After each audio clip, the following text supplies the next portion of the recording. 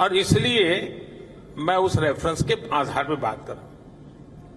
70 साल में भारत में सिर्फ 20,000 किलोमीटर के आसपास रेल लाइनों का इलेक्ट्रिफिकेशन हुआ था। 20,000 किलोमीटर, जबकि पिछले 9 साल में भारत में करीब करीब 40,000 किलोमीटर रेल लाइनों का इलेक्ट्रिफिकेशन हुआ है।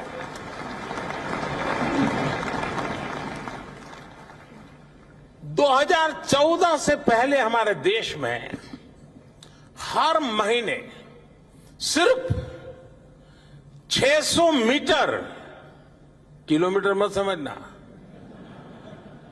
सिर्फ 600 मीटर नई मेट्रो लाइन बिछाई जा रही थी।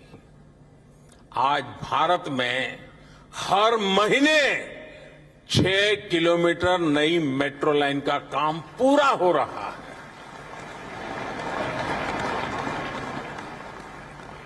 दो 2014 से पहले देश में 4 लाख किलोमीटर से भी कम ग्रामीण सड़कें थी।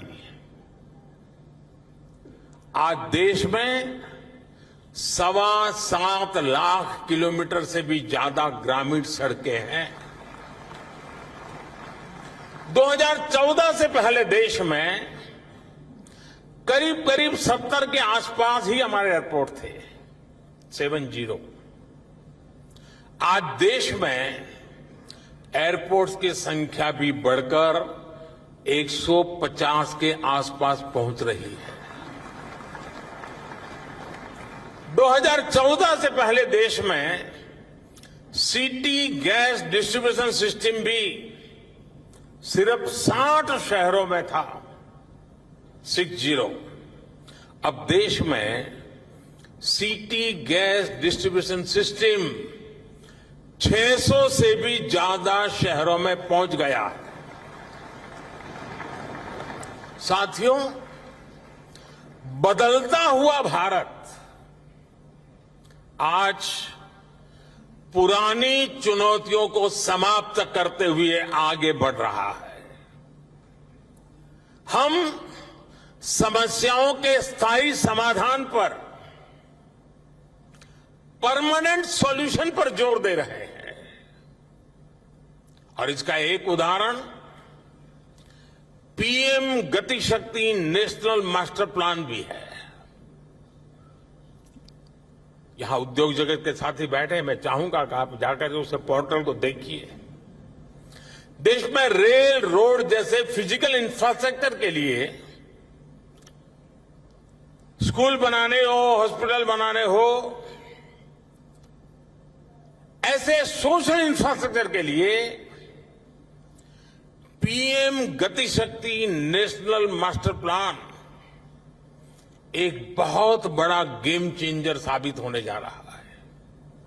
इसमें अलग अलग लेयर के 1600 से ज्यादा अलग अलग लेयर्स के डेटा उसके अंदर डिजिटल प्लेटफॉर्म पर लाया गया है। कोशिश यही है देश का समय और देश का पैसा पहले की तरह बर्बाद ना हो। साथियों, आज भारत के सामने बहुत बड़ा अवसर है।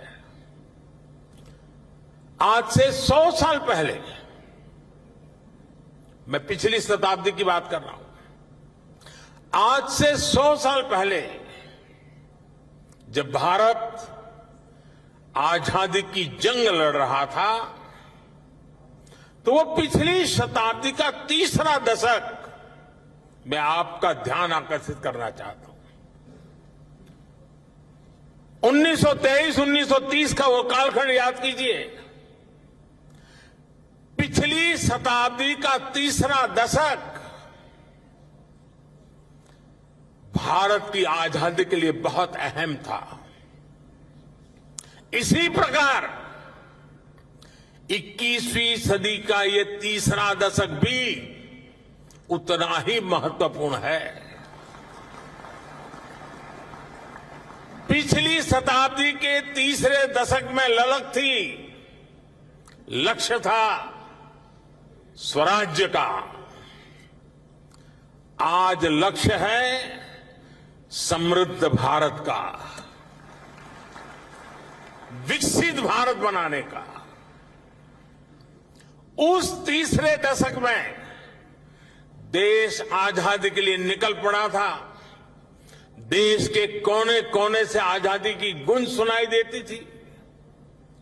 स्वराज आंदोलन की सभी धाराएं, सभी विचार, चाहे वो क्रांति का मार्ग हो या असहयोग का मार्ग हो, सारे मार्ग पूर्ण रूप से जागरूक थे, ऊर्जा से भरे हुए थे। इसी का परिणाम था कि इसके 25 साल के भीतर भीतर देश आजाद हो गया।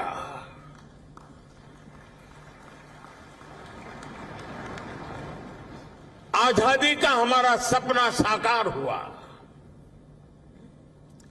और इस शताब्दी के इस तीसरे दशक में हमारे सामने अगले 25 साल का लक्ष्य है।